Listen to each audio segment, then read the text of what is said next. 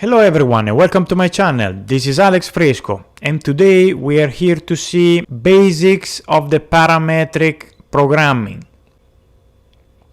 What is a parametric program? So it is just a program that uses variable in order to adapt dimensions or type of machining, so you can pretty much do all you want with variables. Let me start saying that we have three standard variables built into our software, which are LPX, LPY, and LPZ. So the meaning of the variables is length of the panel along X, Y, or Z. If you want to use more variables, we have basically the variable tab here, and you can create as many variables you want. There are no limitations, and so you can get really creative. At this point, let's start to create a simple parametric program. We will see maybe some more advanced stuff in a future video. Meanwhile, let's start to add a panel. We don't really care about the size in this case, because since the program will be parametric, we can change it later on and use any size we want. So we just confirm it and we can start with our drilling maybe. So we go directly in machining operation, boring. And here I'm gonna start specifying the coordinate of the first hole. So I'm gonna use in X LPZ divided by 2, which is basically the length of the panel in Z, so the thickness divided by 2. In Y, I don't know, I'm just gonna use 40. Then diameter and depth. So let me say that if the same coordinates are true also for the other corners, we can enable them all, because we have the multiple selection for the reference corner. Then we can add repetitions if we need to. In this case, I'm going to use the linear. How many repetitions? This is basically the amount of holes. Then the gap, and from angle it means, you know, the direction. So if I want to go in X or Y, I can control it from here, or in an angle maybe, you know, I can also do 45 or whatever it is. So it's really up to us. At this point we can confirm. I'm gonna use the same machining to create maybe the boring line. So I'm gonna start from 100 and 100 in X and Y, diameter 5, depth whatever it is, so in this case I'm gonna use 10. Repetitions, so we have seen linear, and this time I'm gonna use the matrix that allows me to repeat in both directions, so X and also Y. I'm gonna just use a formula in here on this field, because we can specify formulas in every field into bSolid, because the software is able to give us the result. And I'm gonna say, okay, LPX, so the length of the panel in X, minus 200, because we remember we started from 100, and if we want to keep 100 also on the opposite side, we have to use 200, otherwise, I mean, I can do more or less, so it depends what I need to do. Then we close the parentheses, everything has to be divided by the gap, and it's usually +1.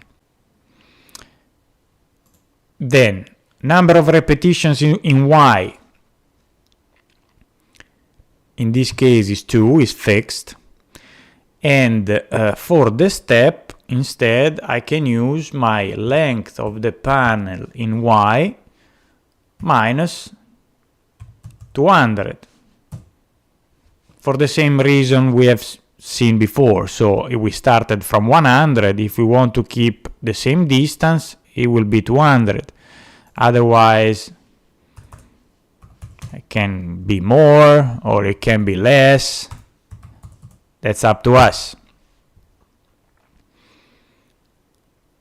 So calculate, okay.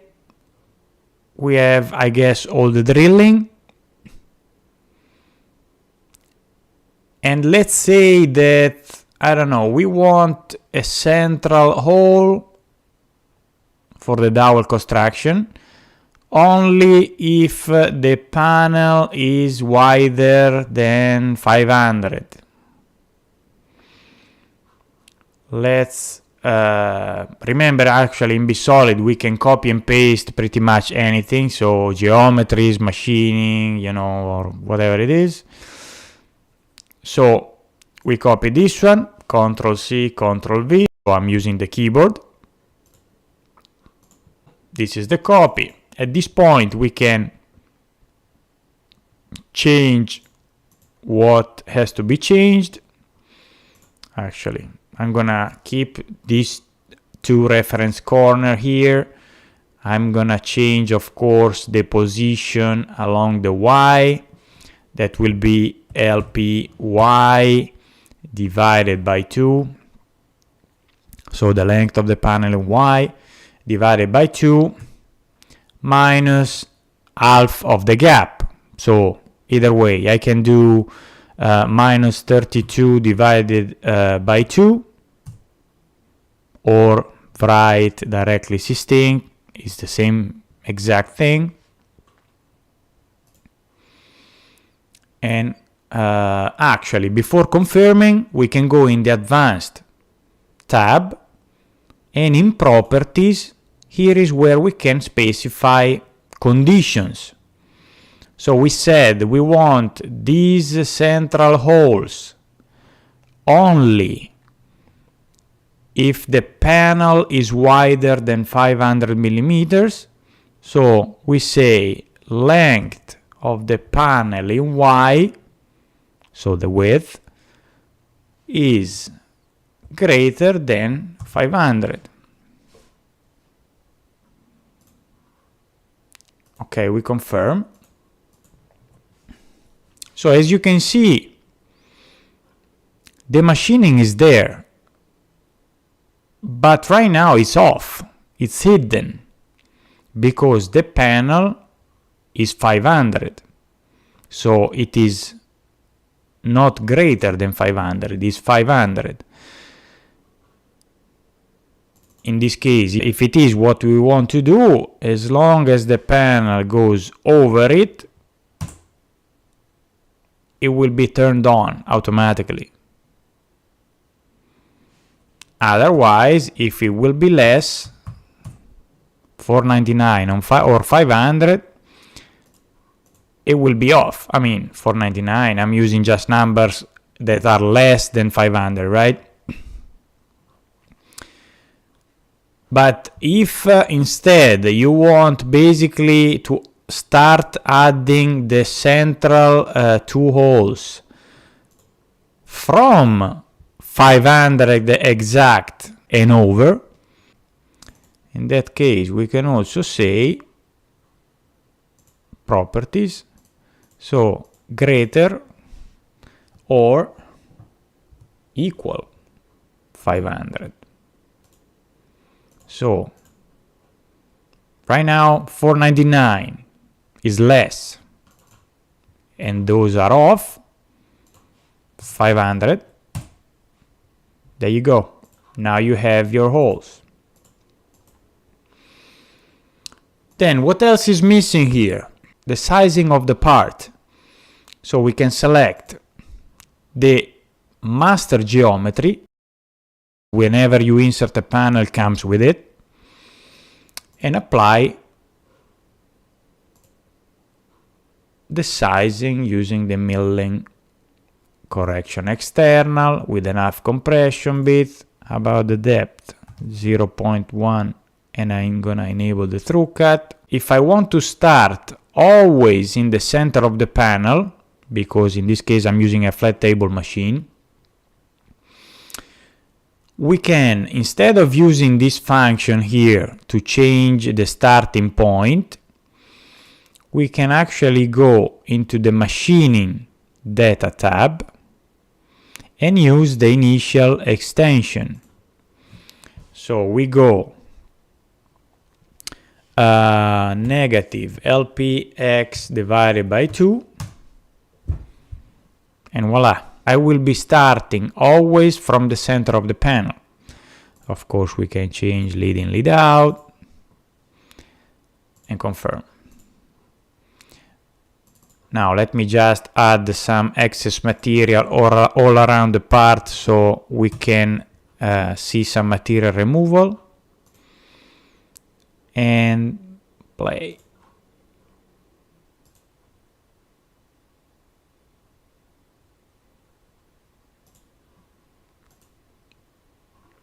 Now remember, we have actually created this program using variables.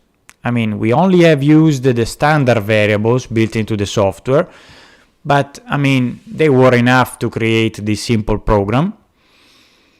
And so that means that I'm able to go back into my panel, double click on it, and change the size. And everything will be adapted automatically.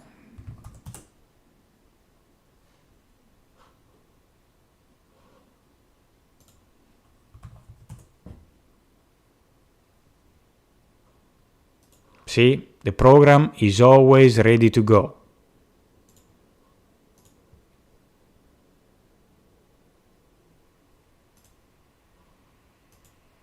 This is how to create a simple parametric program. In the future, we will also see something more advanced. But I think for now, this is enough to give at least a good starting point. I hope this has been helpful for you. Thank you for watching. Remember to subscribe so you will not miss any new video. See you at the next time.